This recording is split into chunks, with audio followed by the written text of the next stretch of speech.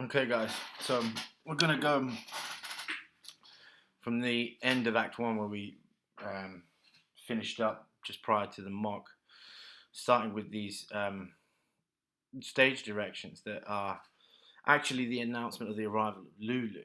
Um, but the sudden knock on the front door in the play, I think, is one of those moments where you gain an insight into the tension that Pinter deliberately creates between natural realism and sort of abstract surrealism, where the knock itself anticipates the later kind of frightful knock on the door of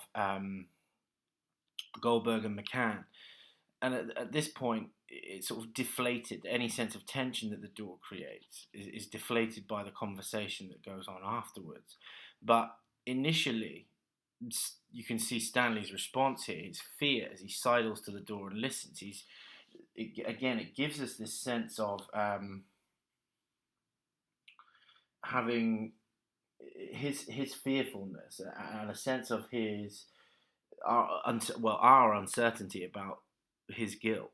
You know, that there is some logical reason for his guilt that we don't know about, and that alienation of the audience from motive, from cause and effect, from identification is something that Pinter deliberately cultivates, because it mirrors the dynamics between his own characters and his own overall belief in the unknowable aspect of identity that we are even alienated from ourselves and our own understanding of ourselves, and that we don't even want to be understood from people. So the obscurity of motive is an important part of the aesthetic of the play. The conversation that takes place between Meg and this disembodied voice that's actually Lulu. Hello, Mrs. Bowles. Oh, has it come? Yes, it's just come. What is it? What? Is that it? Yes, I thought I'd bring it round. Is it nice? Very nice. What shall I do with it? Well, I don't know, of course not. Again, we're unsure about the nature of the conversation. You can see by looking at the lines very closely that there's a singular focus in Meg's voice. So again, she has something that she's concerned about in the same way that Stanley does, but at this point we don't know what it is. Of course, it's the drum that she's bought for Stanley's birthday, but again, through the dialogue itself, we are distanced from the motives of the characters. So we don't know what it is that Meg's focused on, but we do see that she has a focus. And then the voice says, yes, it's just come. And then Meg again asks one of her utterly ridiculous questions that are completely tautological. What? Is that it? And it's this linguistic device called deixis, where we don't actually know exactly what the word that is referring to. We don't have a sense of the subject of a sentence. We don't have a clear noun that gives us the subject of a sentence. Yes, I thought I'd bring it round. Is it nice? Again, there's something sort of alienating and unusual about those lines. There's this sense of impolite hostility in her question. But it's, again, what we notice is that it's reworked from the opening. It's the same question that she asks Petey about his cornflakes, and therefore we see it as this sort of ritual language that's used just to mask the emptiness that defines the relationship between people and their own understanding of themselves. Very nice. What shall I do with it? Well, I don't know, of course not. And again, we are unsure about identity, the use, and the nature of the delivery of these lines. And I think, again, we don't know what they're talking about. The thoughts themselves are incomplete. And that, again, mirrors, I think, Pinter's aesthetic in terms of identity as it being unknowable, incommunicable. It can't be communicated through language. And very often it's actively shrouded through language itself. And this carries on over the page. All right, but I won't. Ta, Mrs. Bowles. And this is a sort of a wonderful piece of naturalism. This is very realistic. If you think about what it's like, sitting in your grandmother's house and the postman turning up, you can hear that they're having a totally mundane conversation, and that you are unclear about the nature of their lines. And actually, what we see here more than anything is conversation being used to shroud or mask distance between people. A little further, Lulu arrives. Stanley sits quickly at the table and enter Lulu. He's keen to hide the fact that he's been listening to the conversation. Oh, hello. Aye, aye. Stanley's greeting and salutation is distant. It's facetious and juvenile, and that's, I think, a characteristic of all of his interaction in this part of the text. And responds in no way to Lulu's, and neither of their responses are based on actually interrogating each of the characters and wanting to understand more about each other's lives. They're fairly restrained. Just want to leave this in here. Stanley says, "Do," crosses to the sideboard and puts a solid round parcel upon it. That's a bulky object. You're not to touch it. Why would I want to touch it? Well, you're not to anyway.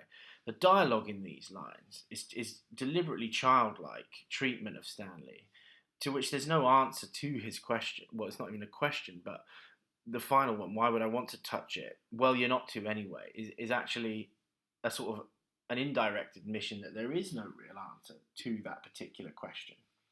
And I think prefigures the tyranny with which he's treated by Goldberg and McCann, but also shows his sort of infantilization. "Lulu, why don't you open the door? It's all stuffy in here." She immediately responds to his sense of laziness and of indolence, I think, because she finds it, I think, unappealing. But the key thing here is that the stage directions and her command of the physical space. She walks upstage and then opens the back door. And we think about this in Streetcar. This is comparable to Stanley's sort of domination of physical space throughout the play itself. Lulu obviously is not the character that we think of when we think of the domination of physical space, but Birthday Party Stanley, is someone who consistently shows passivity in his physicality in the theatre. So he says, rising, "Stuffy, I disinfected the place this morning." He initially there's oversensitive, but the fact that he is fabricating a story again shows us that he's conscious of his indolence and invites a comparison, I think, with Blanche's fabrications in Streetcar. A little further down, Stanley says, "I think it's going to rain today. What do you think?" So Lulu says, "I hope so. You could do with it, as if the rain is going to clean him and cleanse him." "Me, I was in the sea at 6:30. Were you? I went right out to the headland and back before breakfast. Don't you believe me?" So again, the fictionality in these lines, I think, is a deliberate desire to make himself seem attractive and to seem proud and sort of strong.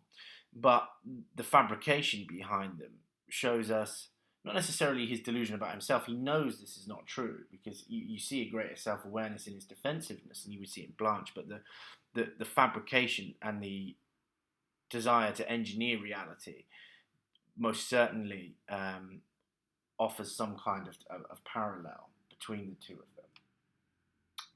Lulu then takes out a compact and powders her nose, and she offers this to them and says, "Do you want to have a look at your face?"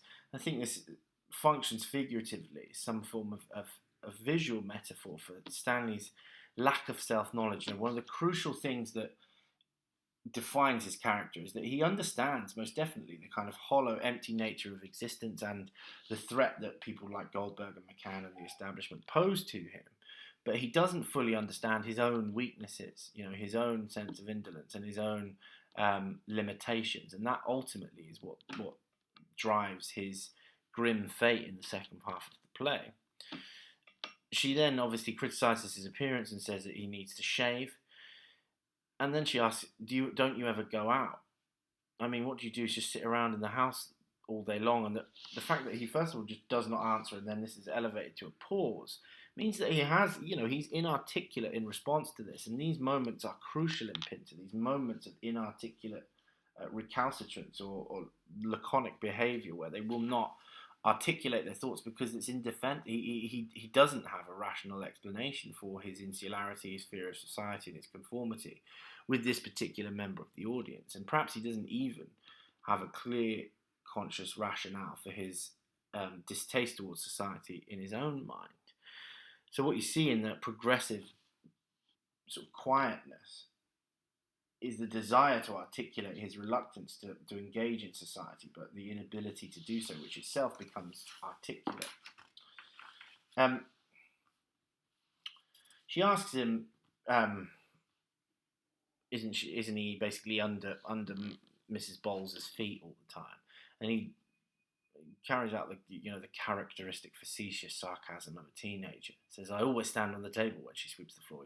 He misconstrues the idiomatic metaphor that she uses and interprets it literally.